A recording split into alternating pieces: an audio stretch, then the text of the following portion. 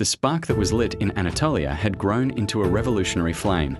In Ankara, a new government, the Grand National Assembly, declared that sovereignty belonged to the Turkish nation alone. The war for independence had begun. For 3 years, a nation fought for its life. Against all odds, under the leadership of Mustafa Kemal, the Turkish army repelled the invaders. The final push came with the Great Offensive, culminating in Kemal's historic command: "Armies, your first target is the Mediterranean. Forward." The victory was total, but it came at a terrible cost. In London, Winston Churchill watched his latest gamble unravel. He had championed the Greek invasion, hoping to enforce the Allied will upon the Turks. Now, with the Greek army routed, Turkish forces stood at the shores of the Dardanelles, the very straits Churchill had failed to conquer years before. The Chenak crisis brought British and Turkish soldiers to the brink of war once again.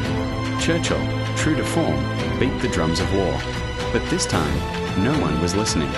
His own government wavered, and the Empire did not answer the call.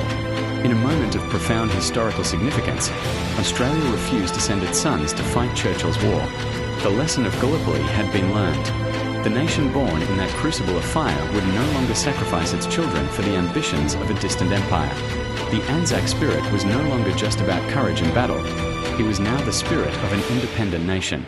For Churchill, it was a humiliating political defeat, a second Gallipoli that cost him his position in government. The man who had sent the Anzacs to the peninsula was now undone by the legacy of that campaign.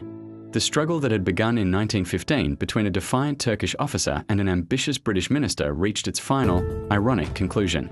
The general had saved his nation, while the politician had lost his power.